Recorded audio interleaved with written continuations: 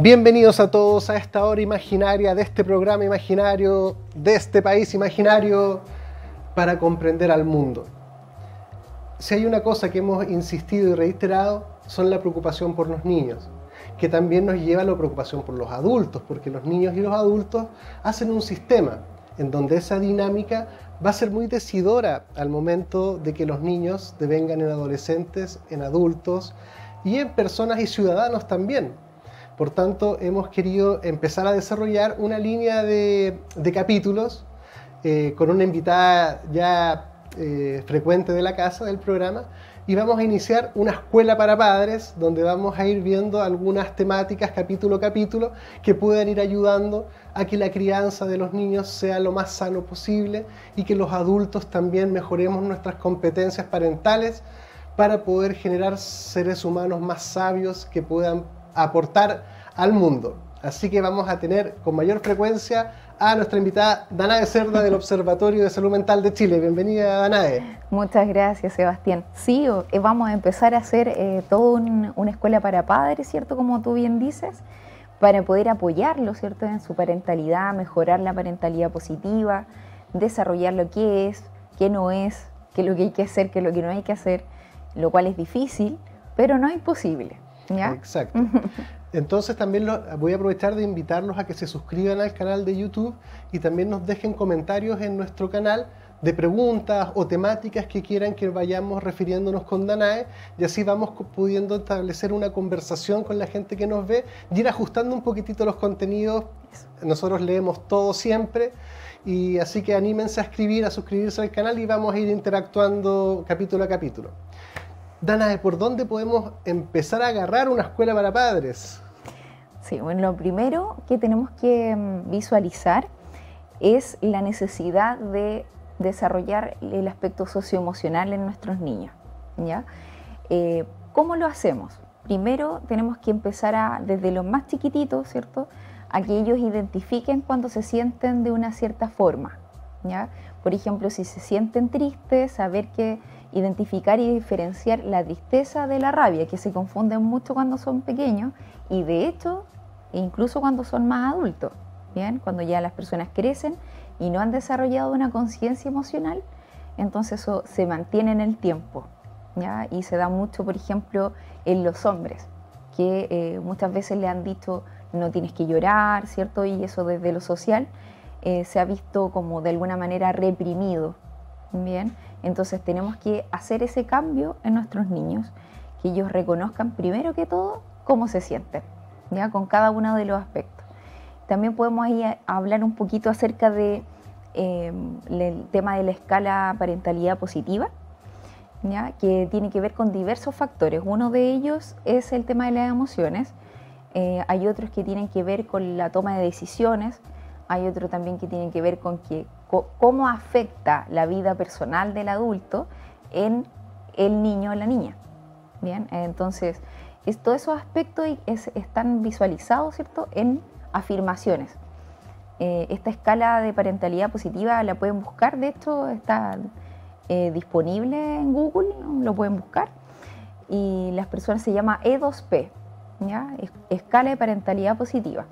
Y es bien ilustrativa porque también tiene que ver con la frecuencia de esa acción, ¿ya? Y te explican un poquito debajo de cada una de las afirmaciones, como qué pasa si mi hijo o mi hija se encuentra en una situación difícil, ¿me preparo o no me preparo para contenerlo? ¿Ya? Por ejemplo, ese tipo de cosas. Y lo otro que también tiene que ver con la toma de decisiones, como te decía recién. Como priorizar y promover que también sociabilice con los demás, que pueda interactuar desde lo emocional, desde lo social con las demás personas. Súper, entonces quizá pudiéramos sentar algunas bases fundacionales que tienen que ver con el mundo emocional de los seres humanos. Nosotros somos seres emocionales, sí, mamíferos, que necesitamos del contacto, necesitamos amor, necesitamos relacionarnos. Sí. Y justamente en esto relacionarnos aparece la variable social danzando con la variable emocional. Exacto. Entonces, primeramente, eso inmediatamente nos da dos mapas: el mundo de las emociones y el mundo de las emociones en dinámica con lo relacional y lo social. Exacto. Y cómo tratar de que estas dos cosas se armonicen pudiera ser un primer objetivo como para el primer día de clases, para la escuela parental. Totalmente. Entonces, las emociones son, bueno, distintas definiciones. A mí yo prefiero verlas desde el mundo biológico, primeramente antes del mundo del psiquismo, porque la verdad es que nuestras emociones son reacciones organísmicas, son biológicas, son cómo nuestra estructura se va modificando en interacción. Y ese ir modificándose emerge en nuestra conciencia en algunos momentos como una emoción reconocible o como simplemente un fluir de haceres. Exacto, totalmente. Sí, o sea, de hecho, claro, tiene que ver con el estímulo, por así decirlo, del medio y lo que nos produce internamente desde el organismo hasta también a nivel como más del psiquismo, ¿cierto? Entonces un niño pequeño no va a visualizar realmente igual como lo visualiza un adulto una situación en particular. Simplemente va a ser bien concreto, ¿ya? Si te escucha hablándole como golpeado, por así decirlo, ¿cierto? Fuerte, así como tienes que hacer esto, no sé qué, se va a asustar, ¿cierto? Y va a sentir miedo y probablemente llore. Y uno va a pensar, le dio pena que yo le dije esto de esta forma. Pero realmente no le dio solo pena, le dio miedo también, ¿ya? Entonces ahí uno tiene que regular y autorregularse, ¿cierto? Gestionar sus propias emociones como adulto, responsable, ¿cierto? Y ser asertivo también con los niños, ¿ya? Ser asertivo, explicarles bien. Si uno llega del trabajo, que es muy habitual, ¿cierto? Del trabajo como estresado, estresada, tener de alguna manera un momento para uno, antes de interactuar con su hijo o hija como más en profundidad, ¿ya? ¿Por qué? Porque también ahí uno se autorregula, ¿cierto? Se relaja un poco y dice ya, los problemas del trabajo en el trabajo. Llego a mi casa, me ocupo de disfrutar los momentos, ¿ya? De disfrutar los momentos que no van a volver. Eso es importante que uno lo tenga claro. No va a volver ese momento donde tu hija, no sé, de 2 añitos, de 3 añitos, te pregunta algo, quiere pintar algo, después va a crecer y no va a ser lo mismo. Entonces, concentrarse en ese tipo de cosas va a ser la diferencia total y completa. Bueno, dijiste varias cosas que para mí son muy importantes. Primero, aceptar que uno se emociona como es y no como uno quisiera emocionarse. Exacto. Eso es un llamado a aceptar que las cosas que nos pasan, nos pasan. Sí. No es que uno quisiera darle pena, no te da pena nomás. No un proceso, como uno podría decir, cognitivo a voluntad. Nos pasa lo que nos pasa. Así es. Una vez que nosotros lo aceptamos y tomamos conciencia, aparece lo otro que tú dices. Uno puede autorregularse. Así es. Regular un poco. Es decir, si estoy muy, muy, muy enojado, es parar un poquito para que el monto del enojo disminuya y no se transforme del enojo a la agresión contra el otro, sino que se transforme en asertividad, que la asertividad también puede tener un poquitito de enojo. Sí, puede. Mientras sea considerado y respetuoso. Eso, sí. Entonces también importante, como tú dices, primero autoexplorarse, con qué emoción vengo, qué emoción tengo. Ya hay un proceso quizás más como ejecutivo de decir, mi hijo, qué sé yo, quiere jugar, por ejemplo, y yo vengo con pena. Esas dos emociones no conversan muy bien. No. Entonces, o tratar de uno mismo avanzar en una emocionalidad más afín, o conversar con el niño y explicarle empáticamente que quizás el momento no es el adecuado y que también el niño también tiene que aprender a validar el mundo del adulto también, pues en una danza. Tiene que danzar, exactamente, juntos. Y de alguna manera también, si uno está, por ejemplo, enojado o enojada, llega, ¿cierto?, a la casa y va a transferir ese enojo al niño, porque danza todo, es verdad. Y puede ser que se ponga más irritable el niño, la niña, ¿cierto?, al jugar, ansioso, y eso genera obviamente un ambiente no muy bueno. Por eso es importante que como adultos seamos responsables en generar conciencia, autoconciencia de lo que sentimos y estamos percibiendo en ese momento. Ahora bien, eso es súper importante también lo que dijiste. Si uno está con tristeza, ¿ya? Porque hay muchos adultos que dicen, no, llegué con tristeza a mi casa, pero mi hijo no tiene que saber que estoy con tristeza.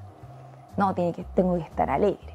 Entonces pongo tremenda sonrisa para que no se dé cuenta. Los niños se dan cuenta igual, lo sienten, lo perciben, nos conocen ya. Ellos también sienten, entonces es mejor decirle, ¿cierto?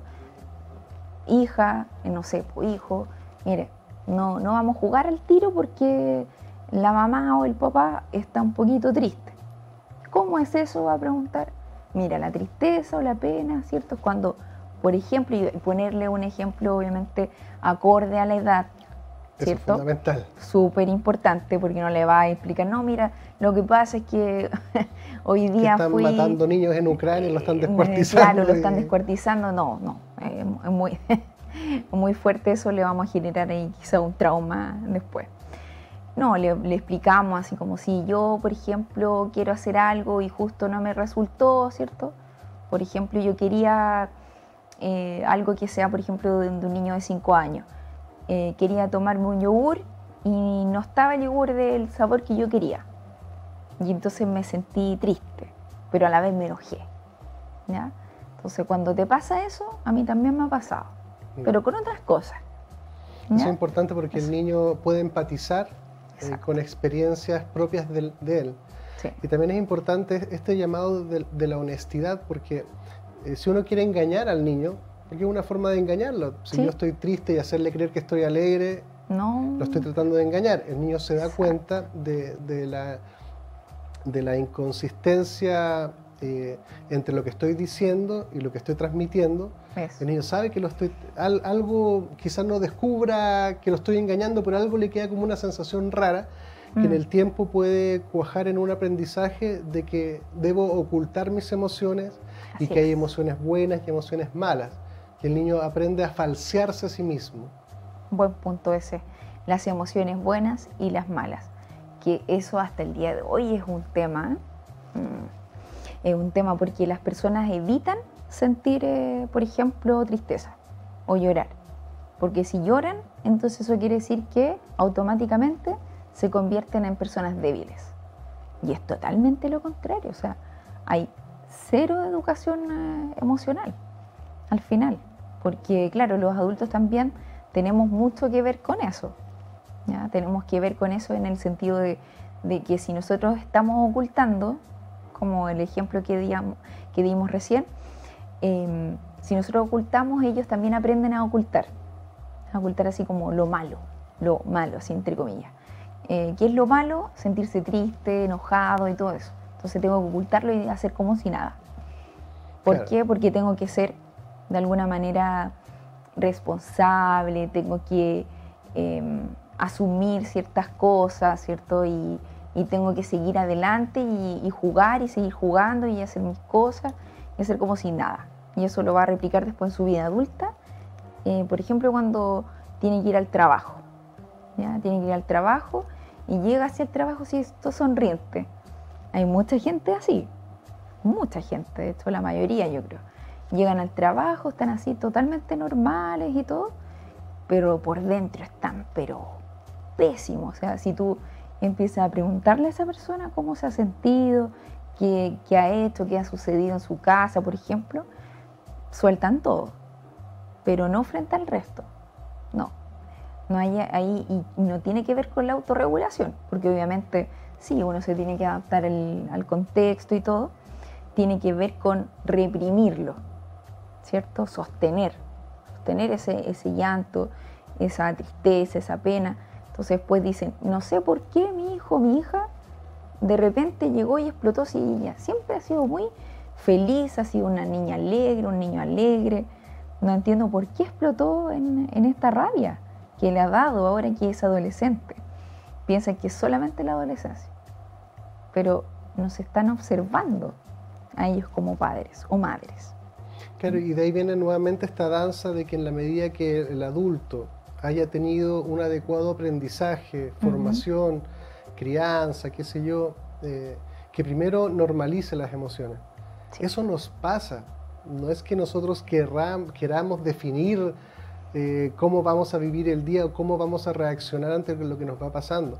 El primer dato es tomar conciencia de cómo nos vamos emocionando momento a momento. Sí. Bueno, yo siempre especifico que uno no, a menos que uno desarrolle una mentalidad zen y esté en una meditación permanente, Sí. basta con que simplemente ser capaz de identificar los aspectos esenciales, troncales, los más relevantes, y no perderse con eso. El resto puede ir y venir, digo yo, uno lo resuelve en el camino, pero hay ciertas cosas que uno tiene que aprender, que en la medida que uno sabe qué cosas son importantes para cada uno, cuando uno se encuentra con eso en el vivir, que uno no anda en encuentros existenciales toda la vida, ni todos los días, pero cuando sucedan, dedicarles conciencia, Sí. atención y tiempo. Sí. Eso es como el primer, para el adulto, conocer mi propio mundo, porque si yo vengo descalibrado, desregulado, sin prestar atención, yo le hago mal al niño por no estar yo conectado. Así es. Le haces mal porque de alguna manera no eres consciente y uno está en un montón de lados, pero no está presente. ¿Ya? No está presente realmente ahí con el niño. Uno está pensando, no sé, pues en las preocupaciones de, por ejemplo, las cuentas. La doble presencia, La doble que le presencia, llaman. sí, la doble presencia que le llaman los riesgos psicosociales, ¿cierto? Pero también tiene que ver mucho con las preocupaciones internas que pueden existir y eso son permanentes, en que uno no ha resuelto, ¿cierto? Si uno no lo ha resuelto, el niño siente así como que está como, de alguna manera, el adulto está siendo como indiferente con él.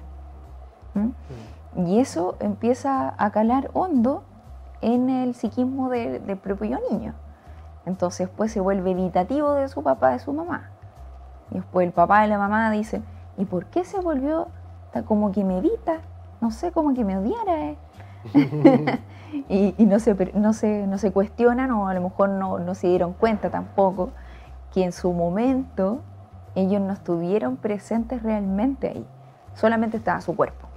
Ahí sentado y sí, hijito, sí, listo, sí, ¿no? Ah, qué bonito, qué bonito.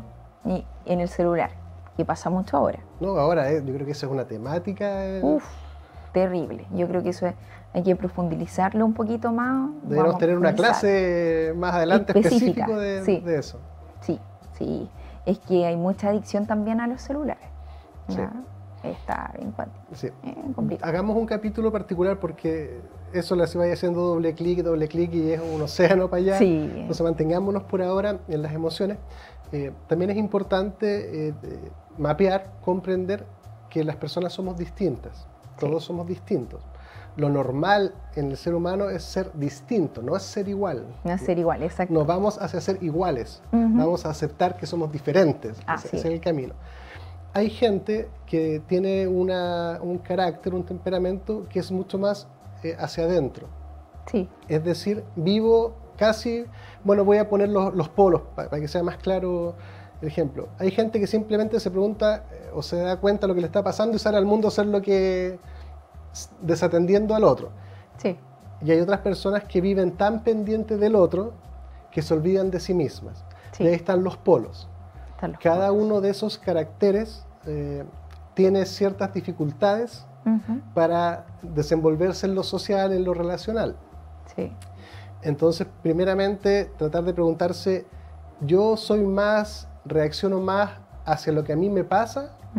¿O soy mucho más reactivo a lo que le pasa al otro y según lo que le pasa al otro, me va pasando a mí? Esa es una buena buena primera indagación. Primera indagación para los padres y las madres, ¿cierto? Es lo primero que tenemos que preguntarnos, ¿cómo somos? ¿Cierto? En ese autoconocimiento podemos ir desde ahí gestionando y danzando también con su hijo, su hija, ¿cierto? Quien esté cuidando. Porque si no, ¿cómo vamos a saber cómo interactuar? ¿Cierto? No podemos saber cómo interactuar. Primero tenemos que reconocer cómo somos, desde dónde estamos reaccionando, como dices tú. Sí, ese es como un tremendo primer capítulo.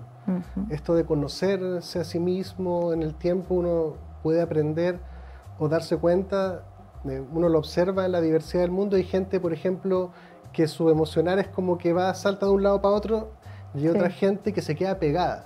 O sea, hay gente que le da tristeza y esa tristeza le dura mucho rato, y hay otra que le da tristeza y a los 5 minutos ya, oye, ¿qué vamos a hacer? Y como que se le va la onda. Entonces a veces uno dice, yo no entiendo cómo se le pasan tan rápido o cómo se queda tanto rato pegado en una misma cosa. Entonces uno pregunta, ¿yo me quedo más pegado en las emociones o soy más rápido, voy saliendo y entrando una en otra? Sí. Y obviamente, como todo es relacional, también vale con la pregunta, por ejemplo, mi hijo. ¿Cómo es mi hijo? Bueno, yo he observado que los niños son como bien, se les pasan como bien rápido las emociones. Van de una en otra. Sí, van de una en otra. Es como... Y de hecho, eso también nos lleva al presente, ¿ya? Ellos nos enseñan mucho, los niños. Porque ellos viven el presente, o sea, como por eso se les pasa rápido, ¿ya? Nosotros después vamos desarrollando esta, como por así decirlo, en palabras coloquiales, mañas, ¿cierto? De adultos, en donde nos quedamos o pegados o vamos de un lado a otro, ¿cierto? Como fluctuando, regresando a como la memoria emotiva, ¿cierto? Y así, ya. Pero los niños así como que viven el momento, lloran así, si les da pena, lloran. Se les pasa, después se ponen a reír porque vieron uno, no sé, un monito o uno quiso jugar con ellos, ¿cierto? Y bueno, desde el cerebral también tiene mucho que ver por cómo se está desarrollando todo en su cerebro, pero también nos enseña, como te decía recién, nos enseña a regresar al presente, una cosa que nos cuesta. Sí, bueno, como el mindfulness, es que finalmente no hay otra opción que no sea prestar atención a lo que te está pasando. Sí. Porque la respuesta no está ni mañana ni está ayer, siempre es presente. Sí. Ese es el primer llamado. Y la verdad que los niños te sorprenden. Justamente ayer mi hija, es que como ven tantas cosas, te salen con unas cosas. Me preguntaba de por qué se decía ser humano. Y me preguntaba, ¿qué es el ser? Yo decía, bueno, eso es una pregunta un poco filosófica, difícil de responder. Y ahí como que salí un poco, porque entre que es difícil también explicarlo, pero te sorprenden porque ella le llamaba la atención el ser, que era el ser. Y los niños a veces te sorprenden y te desafían. Y ahí uno empieza a dar cuenta que uno nunca había pensado cosas que para los niños son, ¿por qué me da pena, papá? Y la verdad que muchas veces los adultos nunca nos habíamos preguntado por qué nos daba pena. Exacto. Y no tenemos respuesta. Sí, pues no tenemos respuesta muchas veces a esas preguntas que pueden ser así como muy sencillas, pero si uno las piensa y las siente, es como, uy, mira, preguntarte qué es lo que es el ser. O sea, eso es algo súper profundo. No, porque ser humano, ya, perfecto. ¿Y por qué humano? ¿Por qué ser? ¿Qué es el ser? Claro, y ahí hace la asociación. Me llamó la atención y recordé una vez que yo iba en una micro y iba leyendo, y en el asiento delante iba una mamá con un hijo.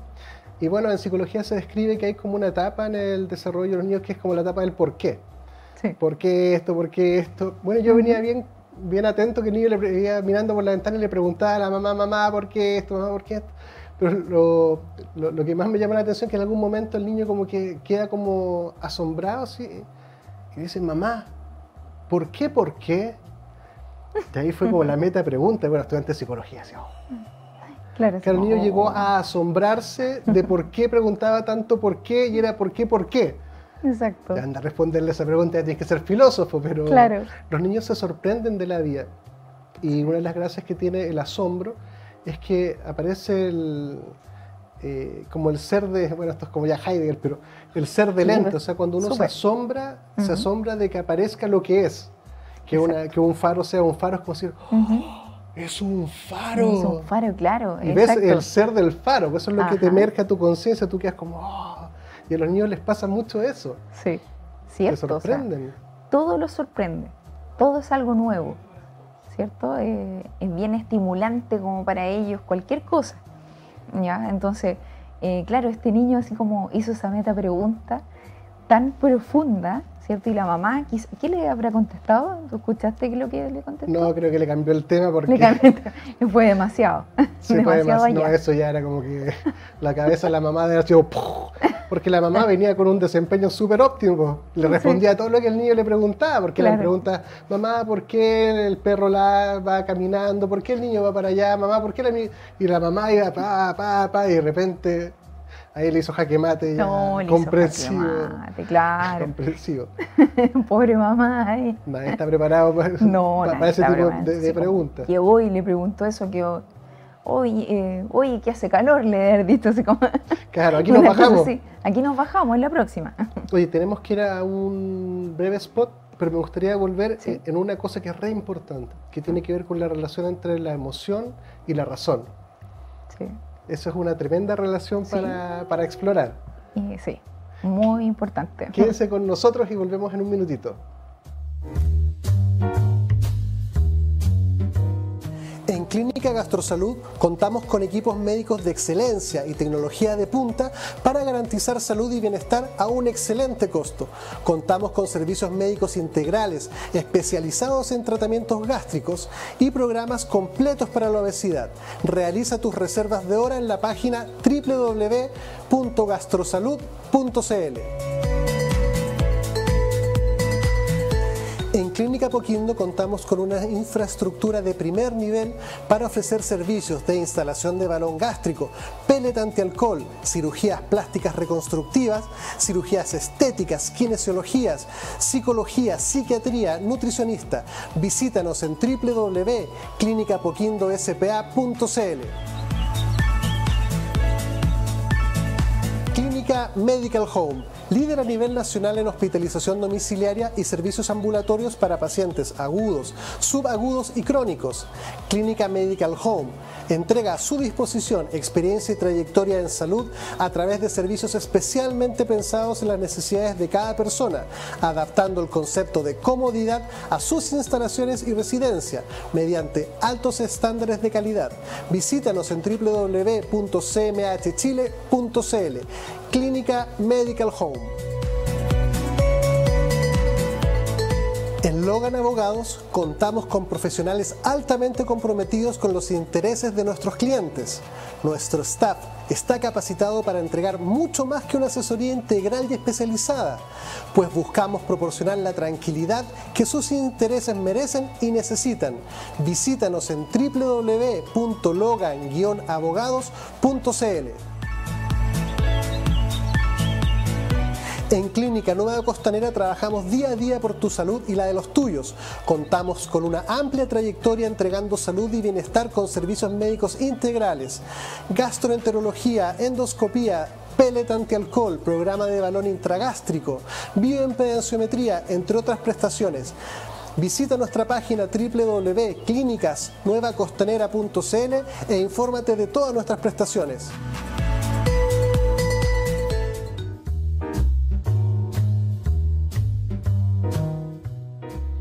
Bienvenidos de vuelta, estamos en la primera clase de la Escuela para Padres, así que les reitero que nos hagan preguntas porque trataremos de responderlas todas, las que se puedan responder. Y habíamos dejado instalada la reflexión o la temática de cómo es esta relación entre la mente y las emociones. ¿Somos seres racionales? ¿Somos seres emocionales? Lo cierto es que sí hay personas que viven en mayor conexión con su mundo racional y hay gente que vive más conectada con su mundo emocional, y todas las ciencias de la sabiduría te llaman a que estos dos mundos se armonicen. ¿Cómo ves tú, Danae, la relación entre mente y emociones? Sí, bueno, antes las personas pensaban, y hasta hace poquito, pensaban que todo estaba separado, que incluso podemos hablar acerca del cuerpo, ¿cierto? De lo que también expresa el cuerpo a través de las dolencias y todo eso, que tiene mucho que ver con reprimir esas emociones y que van surgiendo a través de dolores, por ejemplo, estomacales, dolores de cabeza y todo eso. Y eso es porque, exactamente, esa es la somatización. Y en relación a eso quiere decir que uno no está concentrándose o no está considerando el mundo emocional, ¿cierto? Y solamente está considerando lo racional, así como debo hacer esto, tengo que cumplir con esto, tengo que cumplir con aquí, allá, y etcétera. Y las cosas son lógicas, y no son lógicas, entonces no son. Y todo eso va acumulándose en lo emocional y surge a través del cuerpo. ¿Bien? O sea, realmente, hablando de danzar, esto danza siempre, siempre, aunque uno no lo quiera, ¿ya? Porque hay personas que son más bien racionales, pero terminan enfermándose y somatizando, como decíamos recién, porque el cuerpo te está avisando que tienes que recordar tus emociones, no olvidarlas y no solo pensar racionalmente. Así es. Hay varias formas de... Voy a ocupar una metáfora. Imaginemos que la conciencia es una pantalla de celular. Ya modernicé antes las de televisión. Es una pantalla de celular.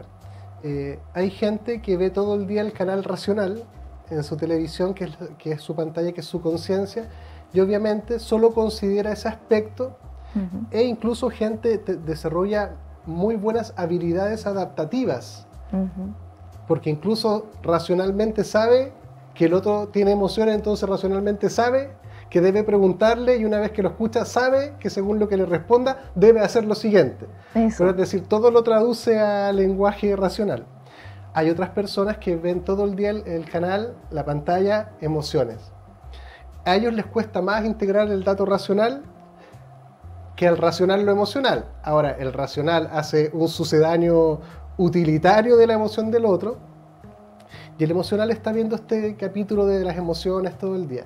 Sí. Uno diría, debiéramos tener la capacidad de que la pantalla se ampliara y tener en consideración los dos canales prendidos al mismo tiempo. Sí. Para considerarlos en una única mirada, saber lo que pienso y lo que siento, en una única mirada exploratoria. En una única mirada, pero eso es difícil igual para las personas, para nosotros, ¿cierto? Hay que hacer todo un camino introspectivo para aquello. Eso me recuerda mucho al mito de la caverna de Platón, que hablaba, ¿cierto?, de que las imágenes externas las veía, ¿cierto?, dentro de la caverna, y lo que lograban ver, esa era su realidad. Entonces, lo que uno logra ver, básicamente, si uno lo ve desde el lado racional, es su existencia, básicamente. Es lo que uno considera como cierto, ¿ya? Y por otro lado, las otras personas que ven todo más lo emocional, es lo que están viendo, básicamente, en ese reflejo, ¿ya?, de su caverna, básicamente. Entonces, claro, hay que unar eso, y para unarlo uno tiene que también considerar ambas partes. Entonces, ¿qué estoy sintiendo? Y lo primero que hay que hacer en ese sentido, yo creo que es visualizar cómo está uno corporalmente, porque uno a veces no tiene ni idea que está con tensión, ¿cierto? Que eso les pasa con mayor frecuencia a los que son racionales. Eso, exactamente. Que pierden el dato corporal de su conciencia. Así es. Sí, la conciencia corporal, eso es bien importante.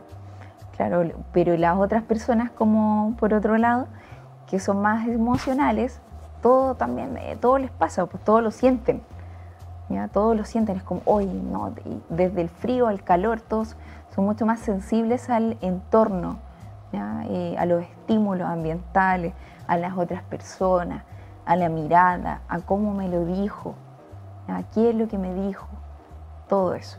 La otra persona está así como, bueno, el dato, así como, me dijo esto, yo hago esto, me dijo A, yo hago B, digo C, y así. Y nada más. Y de repente, uy, me duele la espalda, me duele el estómago. ¿Ya? O no sé por qué me duele el estómago. Justo a la misma hora de siempre. O siempre me da resfrío cuando, no sé, pues en época de verano, que no tiene nada que ver como con a lo mejor el invierno, los resfríos y todo ese tipo de cosas. A lo mejor tiene que ver con memorias que yo olvidé, o que de alguna manera las reprimí y seguí adelante hacia lo racional, ¿cierto? Y justamente era en esa época. Entonces voy y me resfrío. Claro. Es re interesante porque si ya es difícil tener en una pantalla mis pensamientos y mi emocionar, se vuelve aún más complejo cuando estamos en una relación y en una misma mirada tengo que ver mi pensar y mi sentir y a la vez escuchar tu pensar e incorporar tu sentir. Sí. Y la conciencia incluso da para más, porque también podemos incorporar los datos ambientales, también podemos incorporar de dónde venimos, hacia dónde, los tiempos, el futuro y el pasado.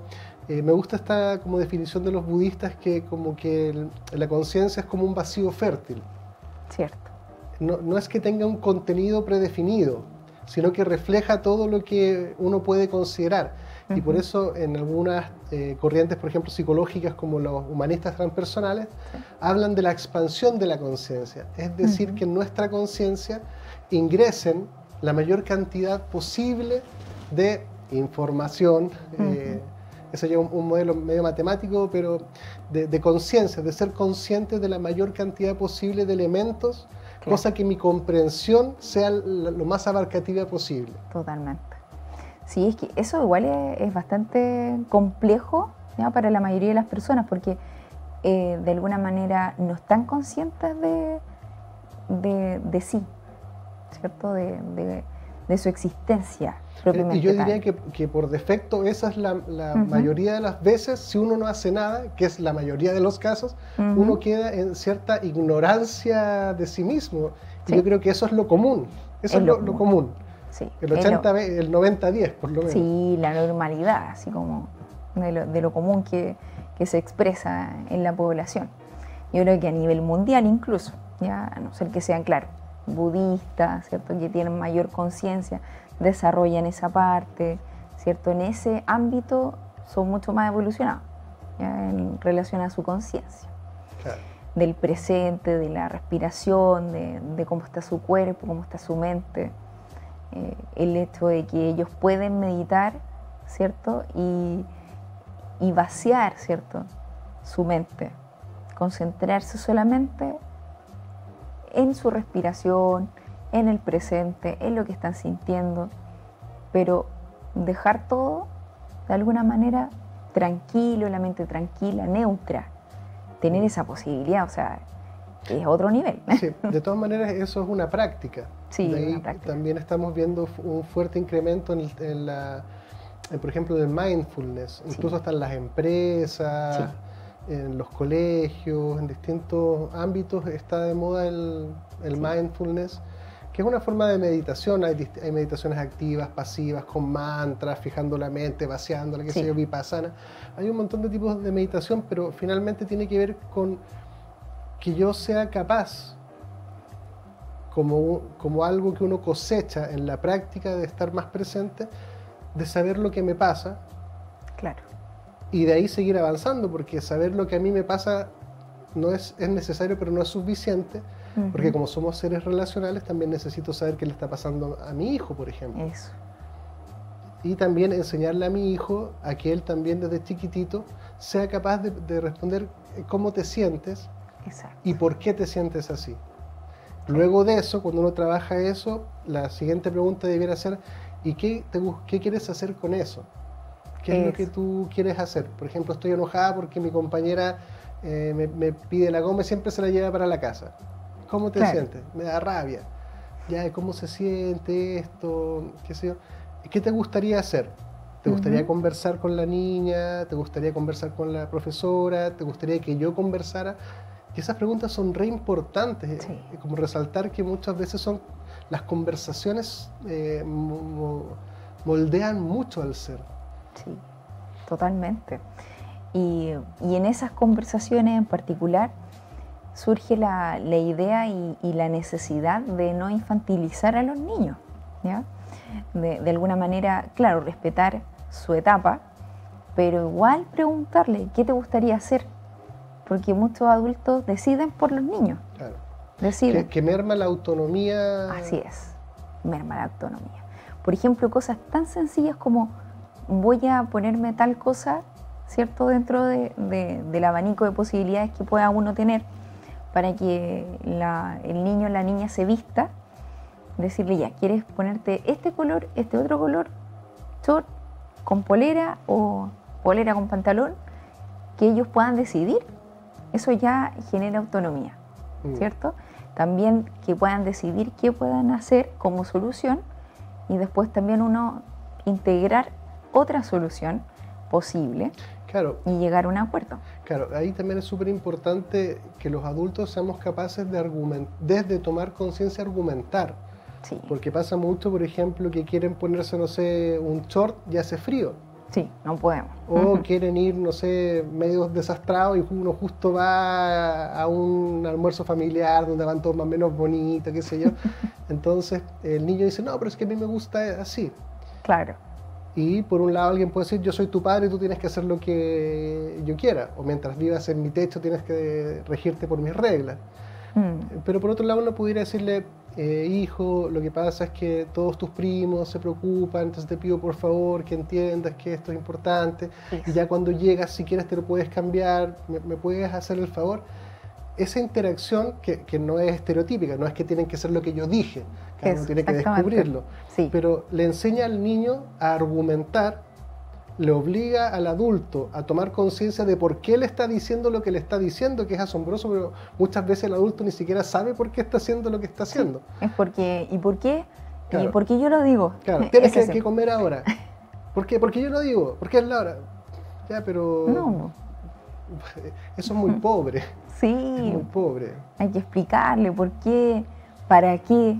Claro, puedes explicarles el tema de la nutrición, de la salud, del cuidado, de una serie de cosas, pero el por qué, porque sí, es muy pobre, pues más que de alguna forma anula al otro.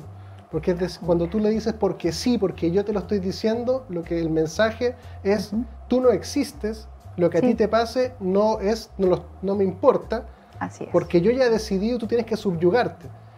Eso en el tiempo, si se vuelve un patrón de crianza, genera un tremendo impacto en la sensación de valía y de no sentirse invisible, niños que se sienten, y personas que se sienten invisibles, porque no son vistas, no son consideradas. No me importa lo que tú quieras, lo importante es que yo he decidido que tú lo hagas.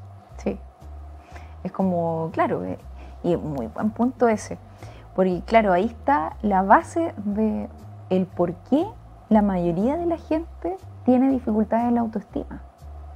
¿Ya? La mayoría de la gente, o sea, uno le pregunta a alguien, ¿hoy te gusta cómo eres? No sé, así como, ¿estás contento contigo? Mira, yo siempre hay algo, así como que hay algo que las personas tienen como de alguna manera un dolor, un sufrimiento en relación a su pasado. Y casi siempre tiene que ver con la infancia, con cómo le dijeron sus papás que tenían que hacer las cosas, con no escucharlos, con no considerarlos, por lo que sea. Pero ocurre, ¿ya? Ocurre mucho todavía. ¿Ya? Yo creo que ahora eso hay que cambiarlo. ¿Ya? Una de las cosas que hay que cambiar es considerar la opinión, ¿cierto?, del niño o la niña, y también argumentarle por qué, ¿cierto? Si está, no sé, pues lloviendo, casi nevando, no puede ir con un short, ¿cierto? Porque se va a enfermar, y uno le puede explicar, mira, está helado, ¿viste? Mira, saquemos la manito, está helado. ¿Cierto que está helado? Sí. Entonces no podemos, mira cómo anda la gente. Oh, sí, está abrigada.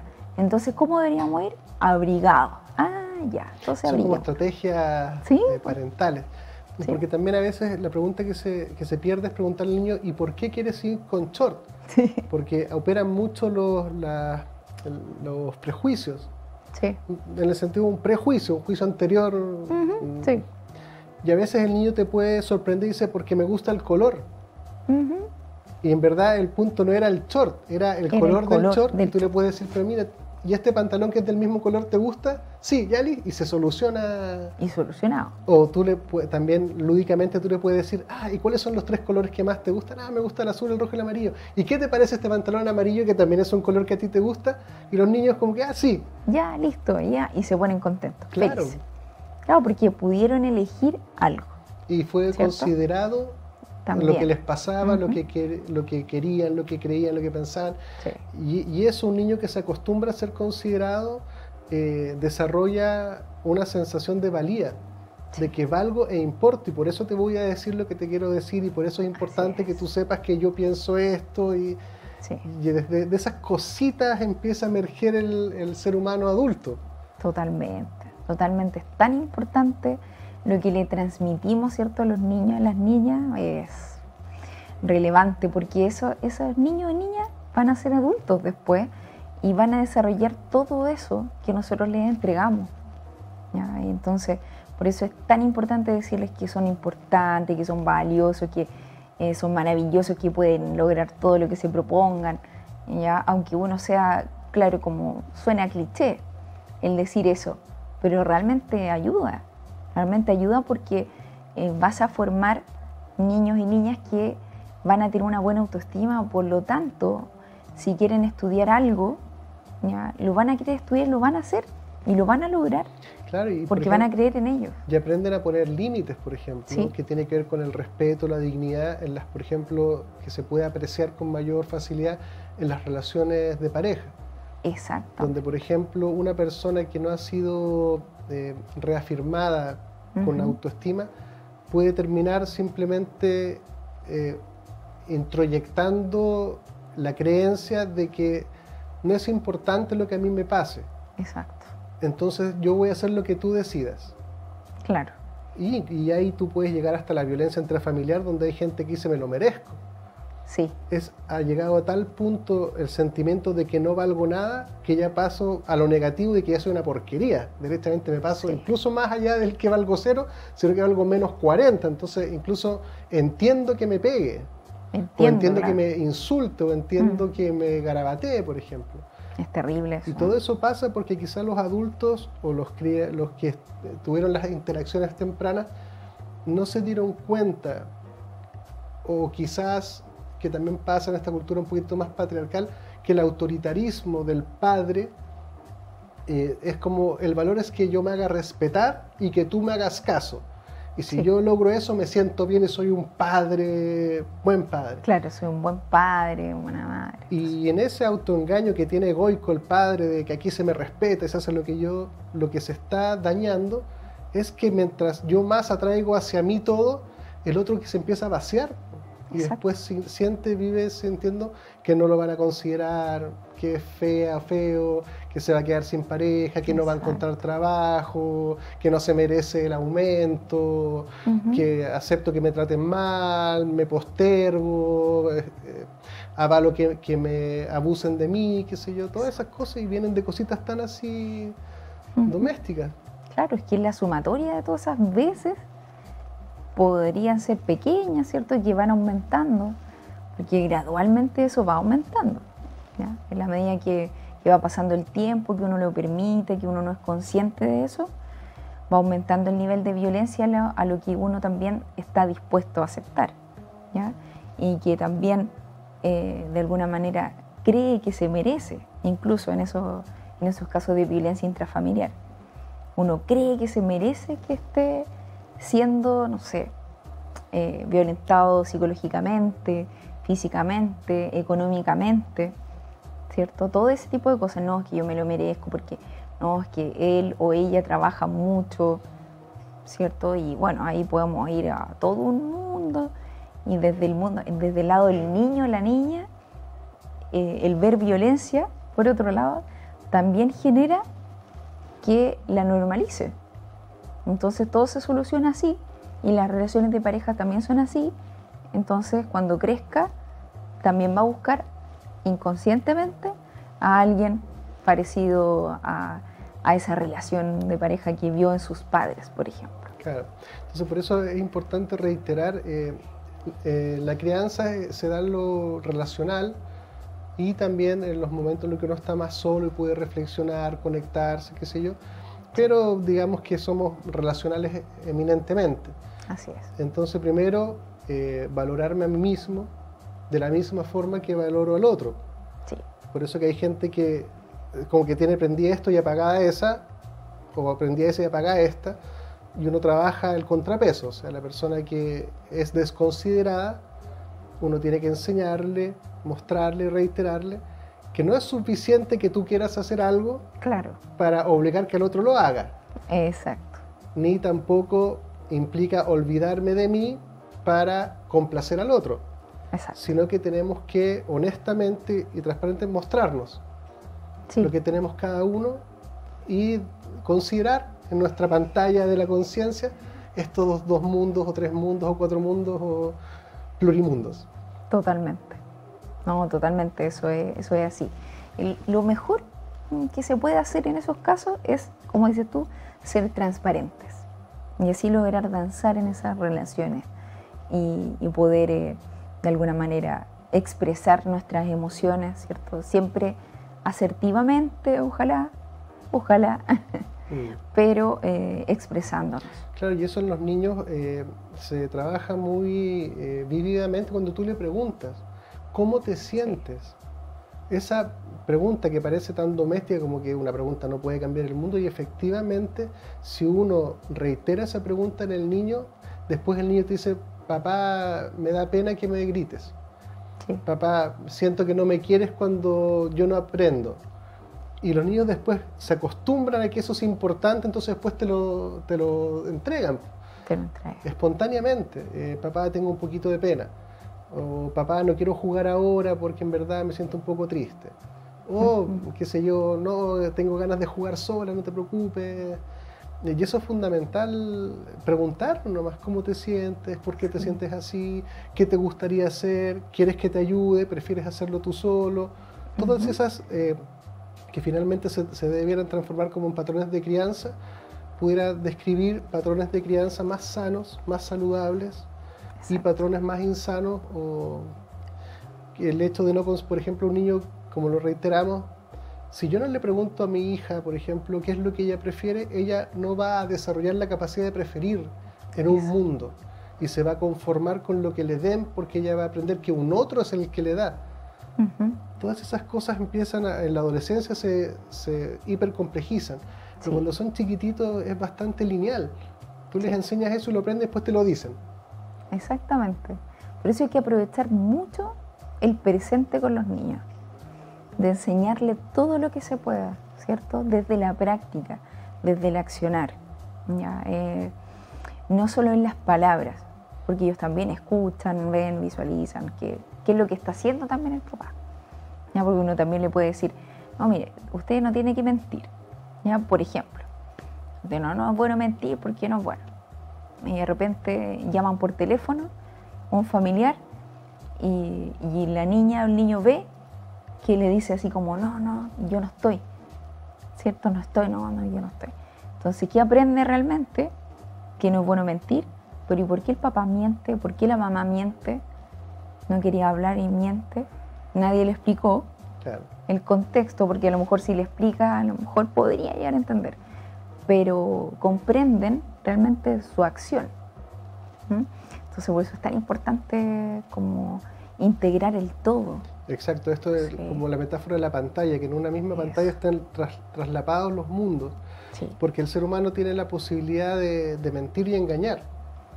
Entonces yo puedo estar súper triste y decirte, estoy súper contento. Exacto. ¿Cachai?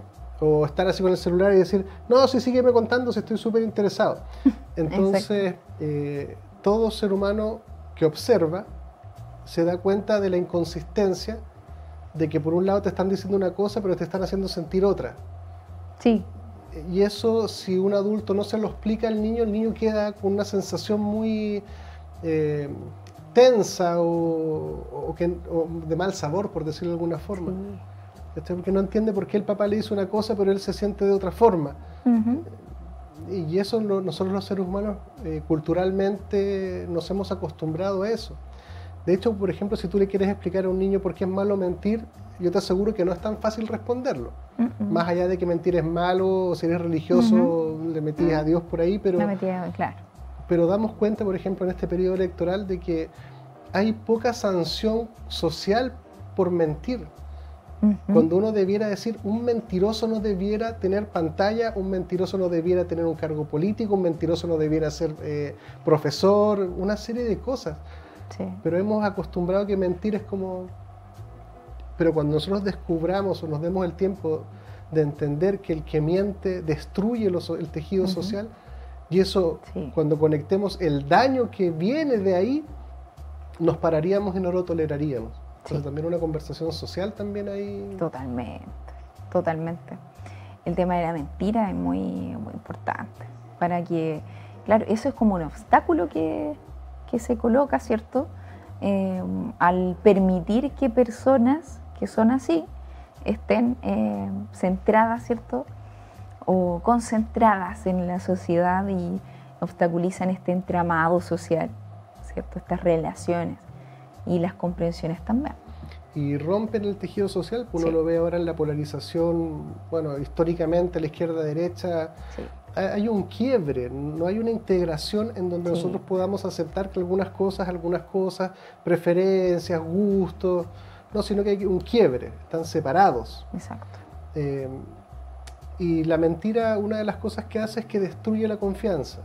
Sin Así confianza no hay relación posible. No. Yo podría aventurarme a decir Chile tiene un problema de confianza en sí mismo porque nos han mentido y nos hemos mentido tantas veces que en verdad no confiamos en los otros. No confiamos, claro. Y cuando nos damos cuenta que están mintiendo no hay sanciones ni consecuencias, entonces más encima es como decir, pase lo que pase, igual nos engañan. Igual nos engañan.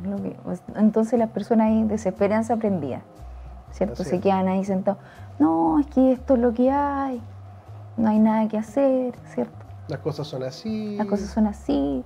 Yo mañana igual me tengo que levantar, ¿cierto? Igual tengo que, lo que hablábamos recién, igual tengo que soportar a esta persona que me hace daño porque sí, pues él es el proveedor de la casa. Que si me deja no Si voy me a deja, subsistir. ¿qué voy a hacer? Va a ser ¿Cierto? peor incluso. No, mejor me aguanto. Y pasan toda su vida así. Danae, nos queda un minutito que quería dártelo para que pudieras, no sé, o destacar algo, resaltar algo o comentar algo para el cierre de nuestra primera clase. Sí, por supuesto.